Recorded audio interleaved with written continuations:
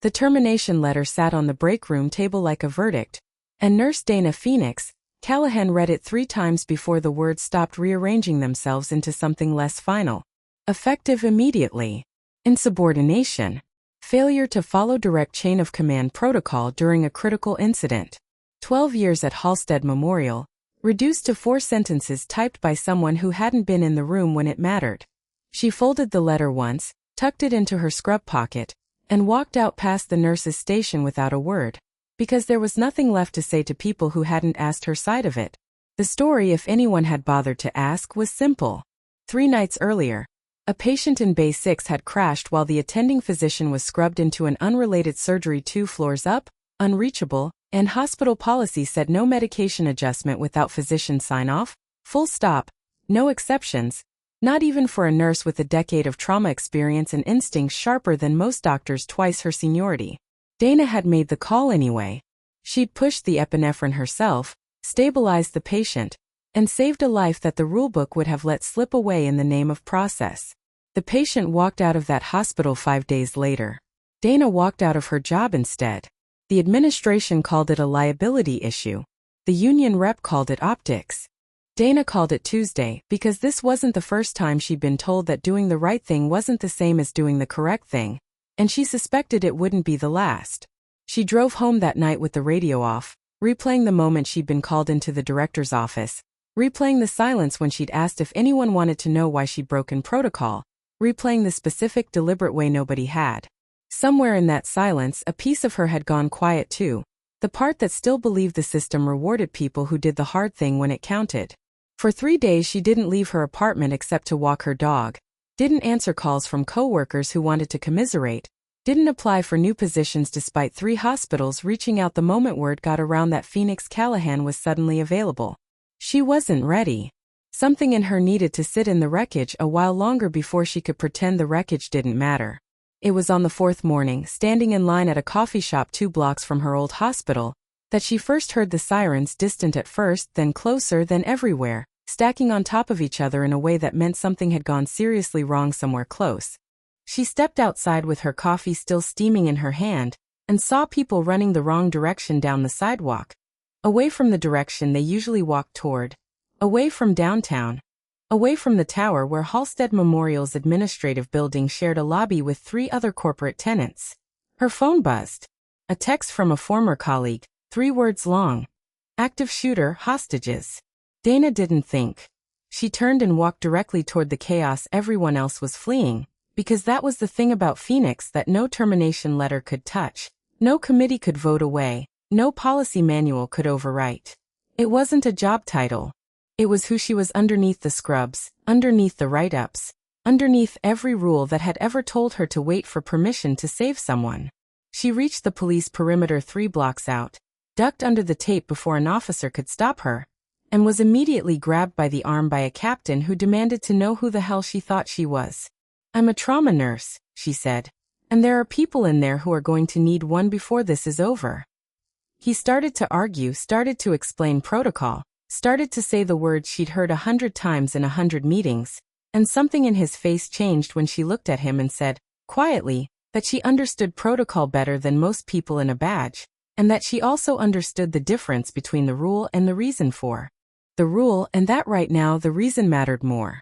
Behind the glass doors of the lobby, 43 people knelt on marble floors slick with shattered glass, hands laced behind their heads, a man with a shotgun pacing in front of them, unraveling in real time, his voice climbing and cracking with every circuit of the room. Among the hostages were 3 nurses from Halstead Memorial's outpatient wing, people who had worked beside Dana for years, people who, in the chaos of the moment, found themselves praying not for the SWAT team assembling outside but for someone specific, someone they trusted more than anyone with a badge or a rank. One of them, a young nurse named Priya who'd been mentored by Dana during her first brutal year on the floor, found the nerve to speak. She told the gunman there was a nurse outside who could help, who had helped her before, who wouldn't panic and wouldn't provoke him and would only make things better, not worse. The gunman didn't answer at first. He kept pacing, kept muttering, kept the shotgun low but ready. Then, almost as if the words had finally cut through whatever storm was raging in his head, he stopped and asked a single question through the shattered glass toward the police line outside. "Who is Phoenix?" The captain who'd argued with Dana 10 minutes earlier turned around slowly and looked at her. And for the first time that morning, nobody was talking about protocol. Dana stood at the threshold of the shattered glass entrance with her orange trauma bag slung over one shoulder, the same bag she'd carried into 100 emergencies before this one, and looked at the man holding a shotgun like it was the only thing left in the world he still had control over. His face was streaked with dried blood from a cut above his eyebrow, his knuckles white around the stock of the weapon, his eyes carrying the particular exhaustion of someone who had crossed a line he didn't know how to walk back from. 43 people knelt behind him on a floor littered with broken glass and scattered paperwork, and every one of them, Dana would later learn, had spent the last hour bargaining silently with whatever they believed in, waiting for an ending that felt further away with every passing minute. The captain's voice crackled through the radio clipped to her collar, warning her to stay behind the line, reminding her that she had no authority here, that this wasn't her call to make. She unclipped the radio, set it down gently on the pavement, and walked through the shattered doorway alone. "You asked for me," she said, keeping her voice level, the same voice she used on frightened patients in the moments before a procedure, calm not because there was nothing to fear but because fear needed somewhere steady to land. The man's eyes tracked her across the lobby, the shotgun swinging slightly in her direction before settling back toward the floor. "They said you were the one who broke the rules to save somebody," he said, and there was something almost desperate in the way he said it, like he was testing whether the story was true, whether a person could actually do that and survive it. "I did," Dana said. "And I'd do it again." She lowered herself slowly to one knee, not in surrender but in the universal language of someone who wasn't a threat, and asked him the question she'd learned to ask in a decade of trauma work, the question that mattered more than any protocol ever printed in a hospital manual. "What happened to you today?" Not what are you doing, not what do you want, but what happened, because people rarely pointed guns at strangers when their lives were going well, and Dana had learned that the fastest way to defuse a crisis was to acknowledge the human wreckage underneath it. He talked, haltingly at first, then in a flood, about a company that had cut his pension after 30 years, about a wife in hospice he couldn't afford to keep comfortable, about a system that had chewed him up and spit him out with a form letter not unlike the one still folded in Dana's own pocket. She listened without flinching, without judging, without once looking away, and somewhere in the 15 minutes that followed, the shotgun's barrel drifted further from the hostages and closer to the floor.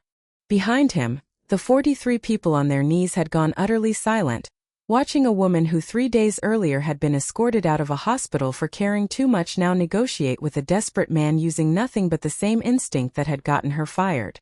Priya, still kneeling near the back with her hands laced behind her head, would later say she'd never been so certain of anything in her life as she was in that moment, that Dana Callahan was the only person on earth who could walk into that room and make it out with everyone breathing. When the moment finally came, it wasn't dramatic in the way movies promise. The man's shoulders sank, the shotgun slipped from his grip and clattered against the marble, and he sat down hard on the floor and put his face in his hands while Dana knelt beside him, checked the cut above his eyebrow with the same care she'd have given any patient, and waited for the tactical team to move in and take him into custody without a single shot fired. The 43 hostages rose slowly to their feet, some crying, some frozen, all of them turning toward the woman in blue scrubs who had walked into the one place everyone else was running from. In the weeks that followed, the story spread the way stories do when they're true and remarkable in equal measure. First through local news, then through a viral clip of Priya tearfully describing the nurse who'd saved her life twice in 1 year, then through a formal statement from Halstead Memorial's board, which found itself in the uncomfortable position of explaining why it had fired the same woman the entire city was now calling a hero. The termination was quietly reversed, though Dana didn't ask for her job back, and didn't need to, because 3 other hospitals were now competing for the chance to hire her, this time with no fine print about disobeying orders. What stayed with her longest wasn't the headlines or the offers, but a handwritten card from all 43 hostages, signed in the shaky handwriting of people who had knelt on broken glass and lived to write their names again, thanking her for a rule she had broken so that theirs could be the ones that mattered. If a story like this moved you, about the cost of doing right when the system says wait, about the people who show up anyway, hit subscribe and stay close, because there are more stories like Phoenix's still waiting to be told, and you won't want to miss the next one.